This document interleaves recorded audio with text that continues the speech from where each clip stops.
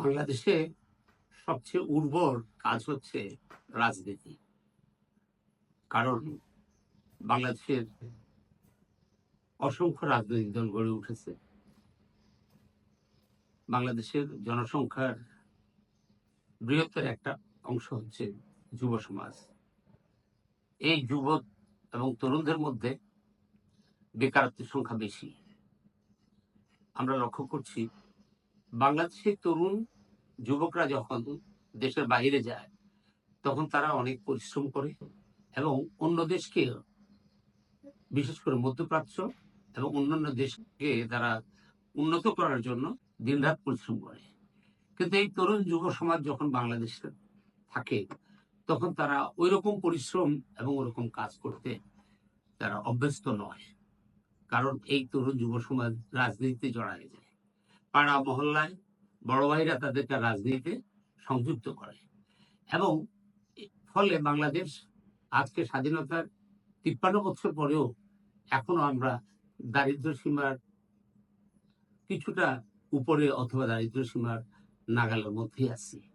অথচ আপনারা লক্ষ্য করবেন আমাদের অনেক পরে স্বাধীন হয়েছে বা আমাদের সমসাময়িক স্বাধীন হয়েছে মধ্যপ্রাচ্যের আরব আমিরাত, বাহরাইন, কাতার, তারও ব্রিটিশ কলোনি ছিল। কিন্তু আজকে তাদের অর্থনৈতিক অগ্রগতি এবং সামাজিক নিরাপত্তা কত উঁচুতে, এবং আমাদের সাথে প্রথমবার স্বাধীন হয়েছে আমাদের পরে। আমরা ৪৮ প্রথমবার স্বাধীন হয়েছি, কিন্তু মালয়েশিয়া ৬৩ সালে স্বাধীন হয়েছিল ব্রিটিশ কলোনি থেকে। আজকে বাংলাদেশের মানুষ মালয়েশিয়ার একটা ভিসা পাওয়া সোনার হরিণ। অনুরূপ ভাবে ৪৫ সালে দক্ষিণ কোরিয়া স্বাধীন হয়েছে জাপান থেকে। তাহলে দক্ষিণ কোরিয়া আজকে বাংলাদেশের কাছে একটা কর্ম সোনার হরিণ। তার কি করে তারা এত অগ্রগতি হলো?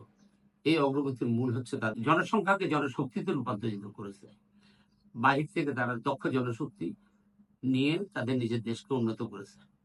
আমাদের যেহেতু জনবহুল দেশ, সুতরাং আমাদের এই জনসম্পদকে জনশক্তিতে পরিণত করতে হবে। কারিগরি শিক্ষার কোনো বিকল্প নেই।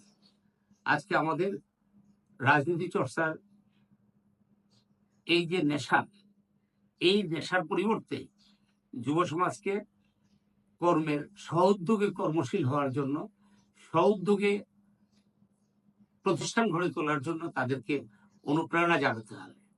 সমাজের সর্বস্তরে ব্যাপক একটা স্লোগান আনতে হবে যে সরকারি চাকরির প্রত্যাশা না করে সবাই যদি সরকার সহজ শর্তে বিভিন্ন প্রজেক্টগুলো যুবক তরুণ সমাজের সামনে উপস্থাপন করে, যেই প্রজেক্টগুলো সহজে করা যায় এবং তার উৎপাদিত পণ্য সরকার প্রয়োজনে এগুলোকে বাজারজাত করার জন্য ব্যবস্থা গ্রহণ করবে, এটার জন্য নেটওয়ার্ক তৈরি করবে। যেমন হঠাৎ করে আমাদের দেশে পোলট্রি শিল্প, আমাদের দেশে মাছের খামার, আমাদের দেশে ফল, বিভিন্ন রকমের ফল উৎপাদনের একটা ব্যাপক তৎপরতা মাঝখান দিয়ে আমরা দেখেছি। কিন্তু ক্ষুদ্র শিল্প এবং বৃহৎ শিল্প করার জন্য আমাদের জনগণকে বা তরুণ যুব সমাজকে এগিয়ে আসার তেমন লক্ষ্য করা যাচ্ছে না। এর পার্সেন্টেজ খুবই কম। কারণ রাজনীতি করলে অনেকে দেখতেছি বিভিন্ন পাড়া মহল্লায় অল্প সময়ে অনেক সম্পদশালী হয়ে যান, এবং যারা সমাজে অপরাধী হিসেবে চিহ্নিত তাদের অনেকেই রাজনৈতিক সংস্কৃতি থাকার কারণে তারা রাতারাতি আঙ্গুল ফুলে কলা গাছ হয়ে গেছে। বিগত 15 বছরে আমরা এর জ্বলন্ত একটা উদাহরণ, কোনো কোনো পরিসংখ্যানে দেখা যায় 26 লক্ষ কোটি টাকা কোনো পরিসংখ্যানে বা তার চেয়েও কম টাকা পাচার হয়ে গেছে। এই টাকা কারা পাচার করছে? টাকাটা তো বাংলাদেশের মানুষের কাছ থেকে আদায় করে নিয়েছে। এই আদায় হয়েছে বিভিন্ন সরকারি প্রকল্পগুলোতে ঠিকাদারের মাধ্যমে।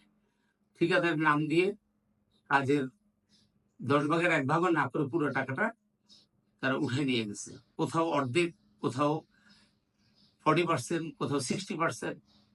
তো এই যে দেশের সম্পদ লুট করার প্রবণতা তরুণ যুব সমাজ লক্ষ্য করছে।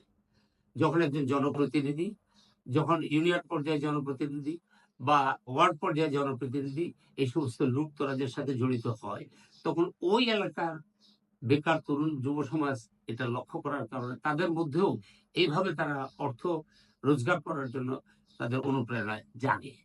কিন্তু আজকে যদি আমাদের এই ওয়ার্ড পর্যায়ে, ইউনিয়ন পর্যায়ে বা উপজেলা পর্যায়ে তরুণ যুব সমাজকে আমরা প্রদর্শন করতে পারতাম যে কিভাবে শিল্পায়ন করা যায়, কিভাবে ক্ষুদ্র শিল্পায়ন করা যায়, কিভাবে স্বনির্ভর হওয়া যায়।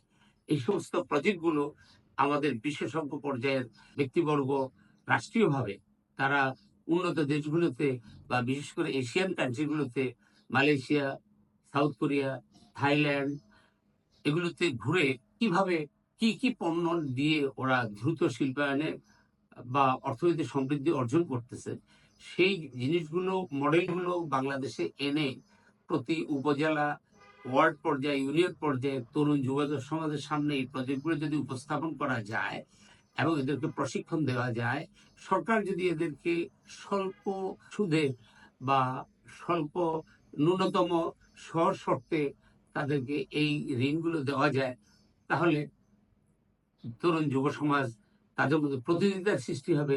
কিভাবে আমরা আত্মকর্মসংস্থান করা যায়, কিভাবে শিল্পায়নে অগ্রসর হওয়া যায়। আমি বিশ্বাস করি যে যদি তরুণ যুব সমাজের মধ্যে এভাবে উৎপাদন, শিল্পায়ন, অগ্রগতির দিকে তাদেরকে প্রতিযোগিতার সৃষ্টি করা যায়, সামাজিক একটা বিপ্লব তৈরি করা যায়, তাহলে যারা সত্যিকার দেশপ্রেমী, যারা সত্যিকার দেশকে নিয়ে ভাবে, তারা রাজনীতি করবে, তারা রাজনীতিবিদরা রাজনীতি করবে। আর যারা আত্মকর্মসংস্থান করতে চায়, অর্থনৈতিক স্বয়ংসম্পূর্ণতা অর্জন করতে চায়, তারা ব্যবসা করবে, তারা শিল্পায়ন করবে, তারা সমৃদ্ধি অগ্রগতির পথে তারা যাবে। এতে দুটো উপকার হবে: এক, দেশের উন্নতি হবে; দুই, দেশে বেকারত্ব হ্রাস পাবে, সন্ত্রাস, দারিদ্রতা দূর হবে। ধন্যবাদ।